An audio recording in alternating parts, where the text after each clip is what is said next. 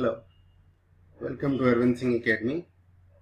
I am here to discuss question paper of Civil Services Preliminary Examination 2017. This is part wise, so we are going to discuss from question number 61 to 67. In this segment we will discuss about the reading comprehension, and in this reading comprehension of Hindi we are going to discuss question one by one. इस reading comprehension के questions को करते समय students को ये बात ध्यान में रखना चाहिए और समझना चाहिए कि किस तरह से हम क्वेश्चन का उत्तर दें।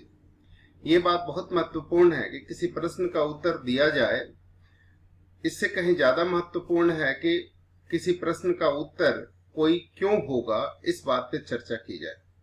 तो मैं इस डिस्कशन को सिर्फ उत्तर देने तक सीमित न रख के कम से कम इसको एक शैक्षणिक दृष्टिकोण अपनाना चाहूँगा और बताऊंगा कि किसी प्रश्न का उत्तर क्यों होगा और किसी प्रश्न का उत्तर क्यों नहीं होगा, कोई ऑप्शन क्यों होगा, कोई ऑप्शन क्यों नहीं होगा।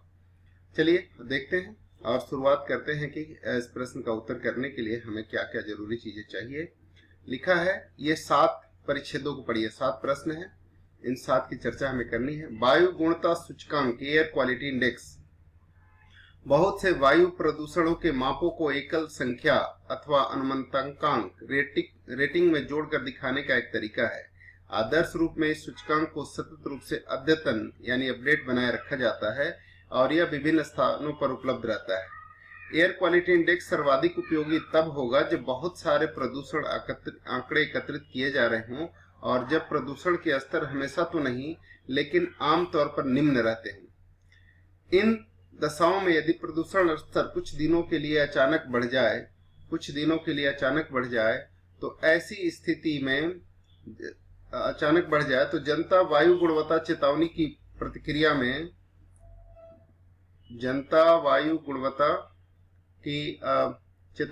प्रतिक्रिया में शीघ्रता से निरोधक कार्रवाई जैसे कि घर के भीतर रहना कर सकती है। दुर्भाग्य से शहरी भारत की हालत ऐसी नहीं है। कई बड़े भारतीय शहरों में प्रदूषण स्तर इतने अधिक होते हैं कि वे वर्ष के ज्यादातर दिनों में स्वास्थ्य के मानकों अथवा नियामक मानकों से ऊपर बने रहते हैं। यदि हमारा सूचकांक दिन पर दिन लाल या खतरनाक दायरे में बना रहता है तो किसी के लिए भी ज्यादा कुछ करने लायक नहीं रहता, सिवाय इसके कि इनकी उपेक्षा करने की आदत बना लें। ये जो परिच्छेद दी गई है, इस परिच्छेद में 2 तरह के लोगों की चर्चा है। एक जो प्योर शहरी लोग हैं और दूसरा जो शहर से थोड़े दूर रहते होंगे, यानी शहरी भारत में न रह के बाकी भारत में रहते होंगे।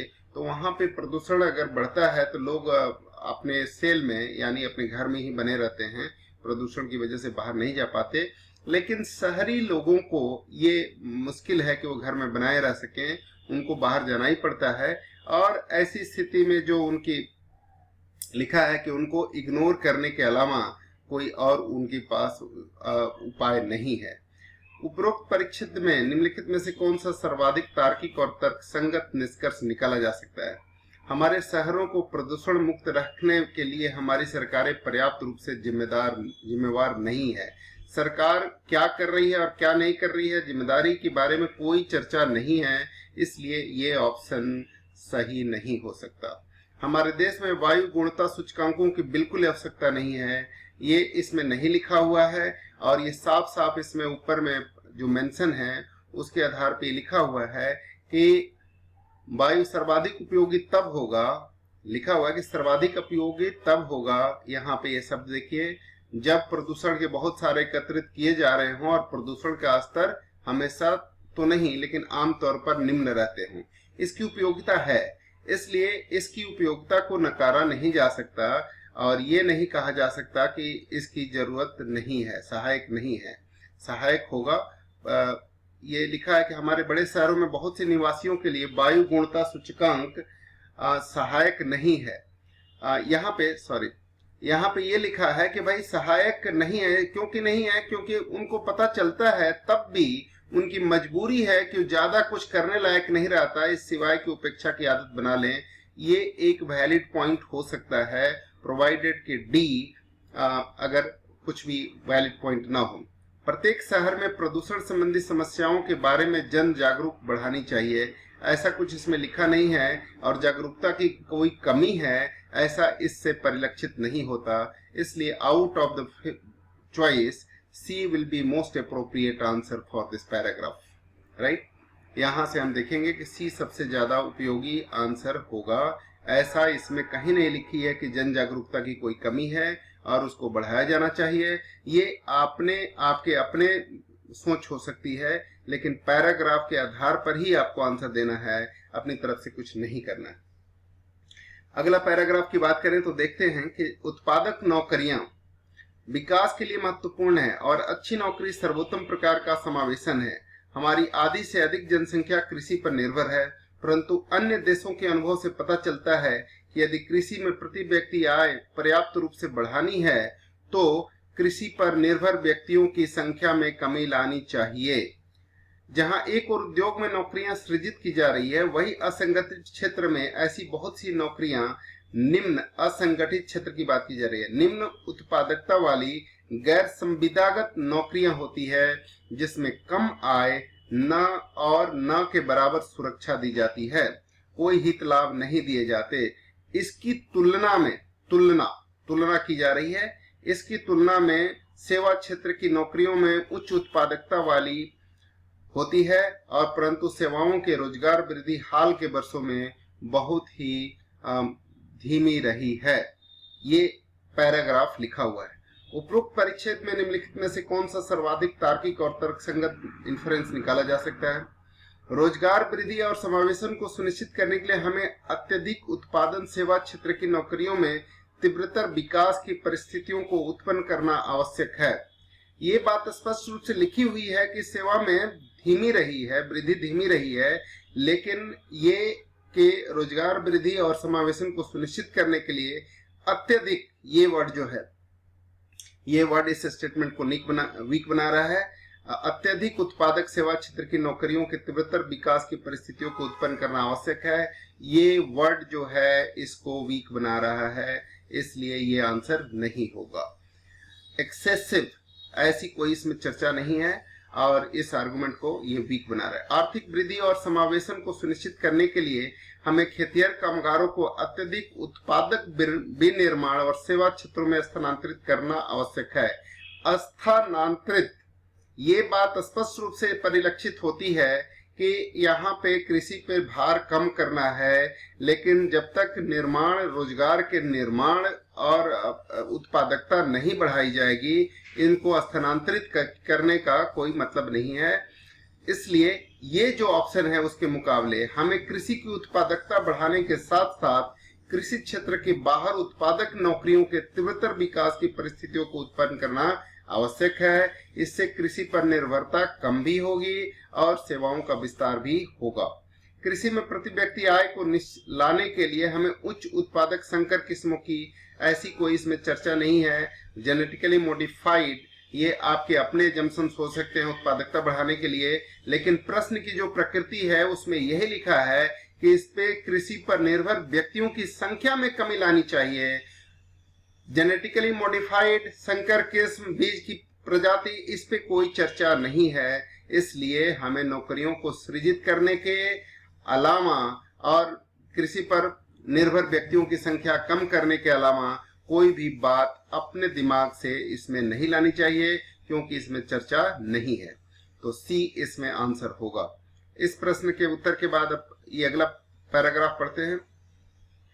इसमें लिखा है, भूमि उपयोग के दृष्टि लैंडस्केप स्केल पैमाने के अप्रोच से संरक्षित क्षेत्रों के बाहर अधिक जैव विविधता को प्रोत्साहन मिल सकता है।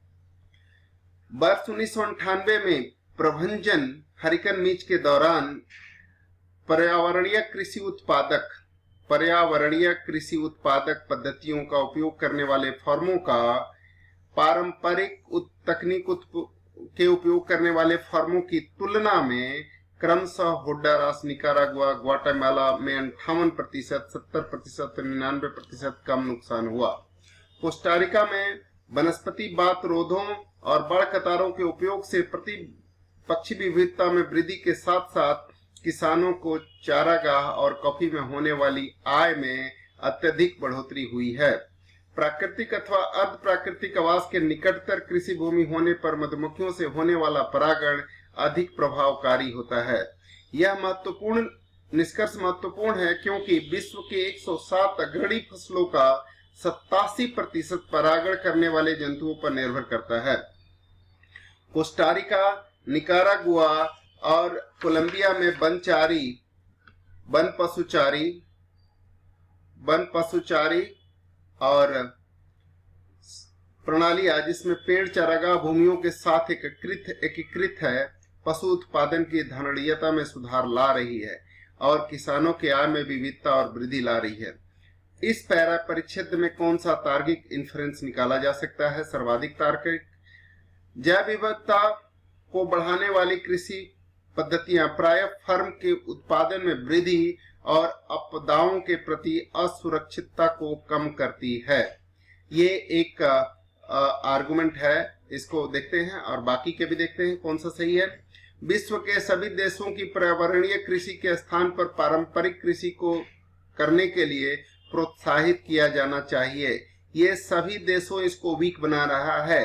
ये कुछ देशों में इसके उत्साहवर्धक परिणाम मिले हैं जैसा कि परिच्छेद में लिखा है, लेकिन सभी देशों को ऐसा करना चाहिए ये डिपेंड करता है। इस पैराग्राफ में ऐसी कोई बात नहीं कही गई है, इसलिए अपनी तरफ से इसको नहीं कहना चाहिए। संरक्षित क्षेत्रों में वहां की जैव विविधता को नष्ट किए बिना पर्यावरणीय कृषि की अनुमति दी जानी चाहिए। ये भी वैलिड आर्गुमेंट नहीं है क्योंकि ऐसा कहीं लिखा नहीं है जैव विविधता से पर्यावरणीय कृषि में कोई ह्रास हो रही हो, ऐसा तो कुछ है नहीं, ऐसी कोई बात उसमें चर्चा में लिखी नहीं गई है। खाद्य फसलों की उपज तब अत्यधिक होगी जब खेती में पर्यावरणीय कृषि पद्धतियां अपनाई जाए। ऐसी बात भी कुछ उदाहरण दिए गए हैं, लेकिन निश्चित रूप से इसी की वजह से अत्यधिक उपज होगी ऐसा कहना इस पैराग्राफ में सन्निहित नहीं है। इसलिए कुल मिला जुला के दिए गए 4 उत्तरों में से 4 जो ऑप्शन हैं उनमें से सर्वाधिक तार्किक जो कह रह सकते हैं वो मुझे लगता है कि सर्वाधिक तार्किक जो है वो पहला ही है, इसलिए पहला इसका आंसर होगा। राइट, ठीक है। अगला पैराग्राफ की बात करते हैं। भारतीय विनिर्माण के लिए मध्यावधि चुनौती निम्नतर से उच्चतर प्रौद्योगिकी क्षेत्रों, निम्नतर से उच्चतर मूल्यवर्धित क्षेत्रों और निम्नतर से उच्चतर उत्पादकता क्षेत्रों की ओर बढ़ने की है। मध्यम प्रौद्योगिकी उद्योगों में मुख्य रूप से अत्यधिक पूंजी लगी रहती है। मध्यम प्रौद्योगिकी उद्योगों में मुख्य रूप से अत्यधिक पूंजी लगी रहती है, जबकि उच्च प्रौद्योगिकी उद्योगों में मुख्य रूप से अत्यधिक पूंजी और प्रौद्योगिकी लगी रहती है। संपूर्ण जीडीपी में विनिर्माण के हिस्से को प्रकल्पित 25% तक बढ़ाने के लिए भारतीय विनिर्माण क्षेत्र को विश्व बाजार के उन क्षेत्रों पर कब्जा करने की आवश्यकता है जिसमें बढ़ती हुई मांग की प्रवृत्ति है, टेंडेंसी है हायर डिमांड की। इन क्षेत्रों में अधिकांश रूप से उच्च प्रौद्योगिकी और पूंजी लगी हुई होती है। ये पैराग्राफ में लिखा हुआ है। अब सर्वाधिक तार्किक और तर्कसंगत यहां भी बताना है कि कौन सा सही है। सबसे अच्छा तभी आप चुनाव कर सकते हैं जब सबकी आप आकलन करें। मध्यम प्रौद्योगिकी इसलिए सब ऑप्शन को पढ़ना पहले जरूरी है, फिर आप किसी निष्कर्ष पे पहुंचे कि ये सबसे अच्छा है, ये सर्वाधिक तार्किक है और ये तर्कसंगत है। मध्यम प्रौद्योगिकी और संसाधनों का प्रकमण करने वाले उद्योगों में भारत की जीडीपी और उच्च मूल्य वर्धित तथा उच्च उत्पादकता स्तरों को दर्शाती है। एक ये सारी बातें चर्चा के दौरान तो है ही है कम से कम। दूसरा है कि भारत में अत्यधिक, ये सब शब्द निगेटिव वर्ड है जो कि वीक को इन्फ्रेंस को निष्कर्ष को वीक बनाता है। अत्यधिक पूंजी और प्रौद्योगिकी वाले विनिर्माण का संवर्धन करना संभव नहीं है, निगेटिव वर्ड है। ये सब लिखा है। अधिक और अत्यधिक में बहुत फर्क होता है। अत्यधिक पूंजी लिखा है, ये प्रश्न में है इसलिए हम इसको एक्सेप्ट करते हैं, लेकिन ये निगेटिव वर्ड है, संभव नहीं है, ऐसी कोई चर्चा नहीं है, तो इसको हम रिजेक्ट करते हैं। दूसरे में लिखा हुआ है यहाँ पे कि भारत को अनुसंधान एवं प्रौद्योगिकी विकास, प्रौद्योगिकी उन्नयन और कौशल विकास में सरकारी निवेश को बढ़ाना चाहिए, गैर सरकारी निवेशों को प्रोत्साहित करना चाहिए। ये पैराग्राफ पढ़ने पर स्टूडेंट के मन में यूजुअली आता है कि ये सब हम मेजर स्टेप ले सकते हैं अगर हमें डेवलपमेंट करनी है तो। इसलिए ऐसे क्वेश्चंस का ऐसे ऑप्शन बना के दिए जाते हैं कि स्टूडेंट अपने मन की जो उनकी अपनी सोच है वो इसमें इनकॉर्पोरेट करें। लेकिन जो परिच्छेद लिखा हुआ है उसमें गैर सरकारी की तो कोई चर्चा भी नहीं है, इसलिए इस को ऑप्शन को एक सिरे से आप नकार सकते हैं। ये इन्फ्रेंस का पार्ट नहीं हो सकता। भारत ने पहले से ही विश्व बाजार के उन क्षेत्रों में बड़ा हिस्सा प्राप्त कर लिया है, ऐसी कोई बात लिखी नहीं है। उसमें लिखा है कि जिनमें बढ़ती हुई मांग की प्रवृत्ति है उस पे भारत को उसमें कब्जा करना चाहिए। ये लेकिन ये पहले से ही ऐसा है, ये बात इसमें परिलक्षित नहीं होती। इसलिए कुल मिला जुला के जो 4 ऑप्शन हैं उनमें से बेस्ट पॉसिबल आंसर ए होगा, ए के सिवाय कुछ और नहीं होगा। ठीक है, यही सबसे ज्यादा बेहतर आंसर है, इसको आप एक्सेप्ट कर सकते हैं। अगले प्रश्न की बात करते हैं। अगले पैराग्राफ की 5वां परिच्छेद है और इस परिच्छेद में लिखा हुआ है कि पिछले दशक के दौरान भारतीय कृषि खाद्यान्न व तिलहन का रिकॉर्ड उत्पादन करने के साथ और अधिक सुदृढ़ हुई है। इसके परिणाम स्वरूप बढ़ी हुई खरीद से भंडार गृहों में खाद्यान्न के स्टॉक में भारी बढ़ोतरी हुई है। खाद्यान्न के स्टॉक में भारी बढ़ोतरी हुई है। भारत चावल, गेहूं, दूध, फलों और सब्जियों के विश्व के शीर्ष उत्पादकों में से एक है। फिर भी विश्व भर में न्यूनतम पोषित लोगों का 1/4 भाग भारत में है। औसत रूप से देश के कुल परिवारों के लगभग आधे परिवारों में कुल व्यय का लगभग आधा व्यय भोजन पर होता है, ऐसी बात लिखी हुई है। और इस बात के आधार पर कौन सा सर्वाधिक तार्किक कोरोलरी है? कोरोलरी का अर्थ है एज्यूम्ड फैक्ट। ठीक है, कोरोलरी का हिंदी मतलब होता है एज्यूम्ड फैक्ट, कि जो ऑलरेडी ये फैक्ट को आप एक्सेप्ट कर सकते हैं। कृषि उत्पादकता में बढ़ोतरी करने के ये लिखा है गरीबी कुपोषण को कम करने के लिए, पहला ऑप्शन पे अगर गौर फरमाएं तो लिखा है गरीबी कुपोषण को कम करने के लिए खेत से थाली फार्म टू फोर्क तक की मूल्य श्रृंखला की दक्षता में बढ़ोतरी करना जरूरी है। कृषि उत्पादकता में बढ़ोतरी करने से भारत में स्वतः ही गरीबी कुपोषण दूर हो जाएगा। ये तार्किक कोरोलरी नहीं है, क्योंकि पहले ही लिखा हुआ है कि खाद्यान्न में बहुत सारा विश्व के शीर्ष उत्पादकों में से एक है और भंडार गृहों में इसकी पूरी तरह से भंडारण की गई है। तो ये बढ़ोतरी करने से कुपोषण दूर हो जाएगा। यानी परिच्छेद से ये परिलक्षित नहीं होता कि खाद्यान्न की कोई कमी है जिसकी बढ़ोतरी करने से कुपोषण दूर हो जाएगा। भारत की कृषि उत्पादकता पहले की से बहुत अधिक है और इसे और अधिक बढ़ाया जाना आवश्यक नहीं है। ऐसी कोई बात इसमें चर्चा में नहीं है कि जितना है उसको बढ़ाए जाने से कोई ऐसी हानि होगी या ऐसा जरूर नहीं है। ये बात नहीं लिखी हुई है। पैराग्राफ में साफ साफ लिखा हुआ है कि इतनी उत्पादकता बढ़ी है, इसके बावजूद 1/4 आबादी लगभग न्यूनतम पोषित है और उनको प्रॉपर आहार पोषाहार नहीं मिल पा रहा है। तो इसलिए ये बात भी इसमें एक्सेप्टेबल नहीं है। सामाजिक कल्याण और गरीबी उन्मूलन कार्यक्रमों के लिए अधिक निधि, पैसे की तो बात ही नहीं हुई है, आवंटन करने से भारत की गरीबी और कुपोषण अंततः उन्मूलन हो जाएगा। That is also not acceptable because की ऐसी कोई चर्चा इस परिच्छेद में, इस पैराग्राफ में नहीं है। तो जो 4 दिए गए ऑप्शंस हैं उनमें से 3 तो आप एक्सेप्ट नहीं कर रहे हैं, तो बचा कौन? ये। इसलिए यही आंसर होगा, इसके सिवाय कुछ और आंसर नहीं बचता है इस पैराग्राफ के आधार पर। यानी कई बार आप सिलेक्शन से, कई बार रिजेक्शन से आप आंसर लिख सकते हैं। अगर आपने 3 उत्तर रिजेक्ट कर दिए हैं तो चौथा निश्चित रूप से आंसर होगा। अब परिच्छेद 6 की बात करते हैं। राज्य मोतियों के समान है, वह केंद्र वह धागा है जो उन्हें हार के रूप में पिरोता है।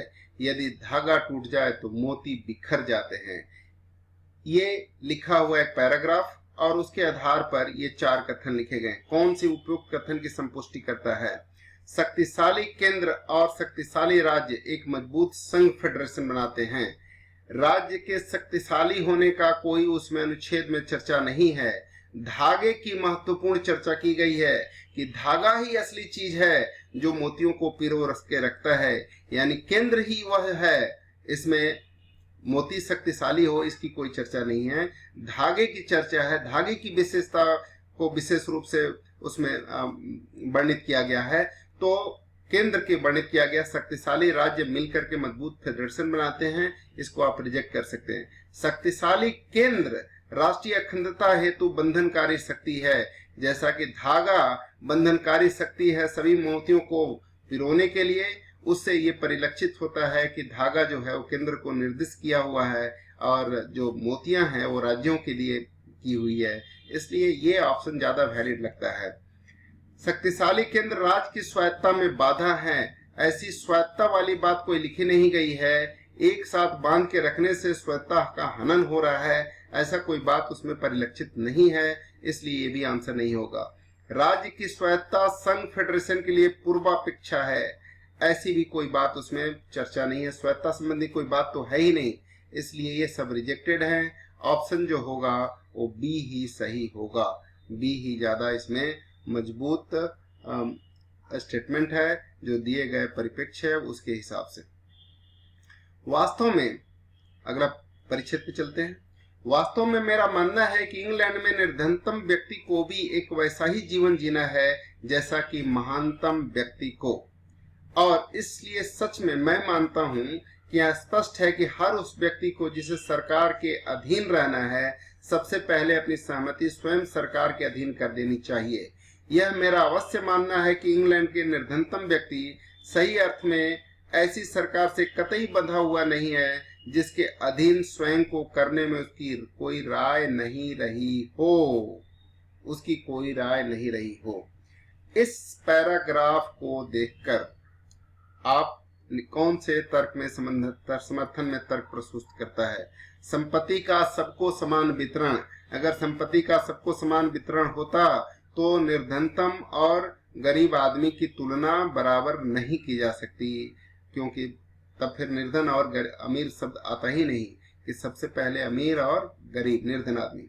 शासितों को सहमति के अनुसार शासन, निर्धनों के हाथ में शासन की बात नहीं की जा रही है।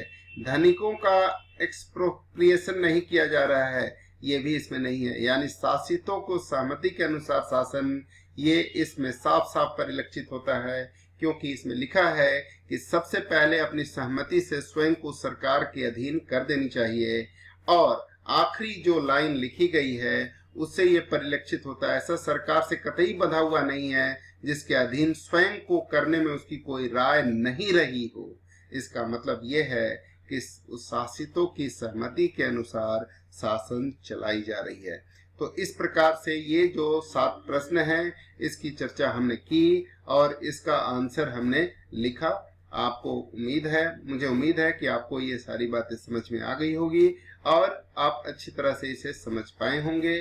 प्रश्न कंप्रीहेंशन का, रीडिंग कंप्रीहेंशन का हल करने में एक बात खास रूप से ध्यान रखना चाहिए कि कोई आंसर क्यों होता है और कोई आंसर क्यों नहीं होता है। दोनों ही, अगर 2 खराब लोगों में एक चुनना हो तो आप किसे चुनेंगे, ये वाली भी कई बार सिचुएशन होती है। और 4 अच्छे लोगों में से एक अच्छा लोग चुनना है तो आप किसे चुनेंगे, सबसे अच्छा लोग को चुनेंगे। इसलिए पैराग्राफ पढ़ने के साथ ही आपको इस बात का ध्यान होना चाहिए कि जो 4 ऑप्शन दिए गए हैं उसकी तुलनात्मक दृष्टिकोण से कौन सबसे उपयुक्त है और उसके आधार पर आप आंसर लिख सकते हैं।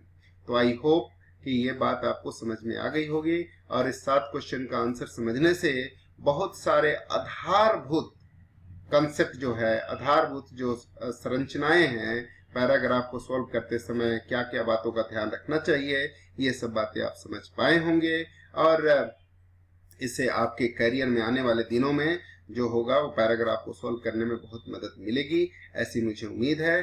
Thank you very much for keep watching this and keep watching. Subscribe our channel Arvind Singh Academy on YouTube, and we will be very happy to be with each other and get new videos directly from your subscription.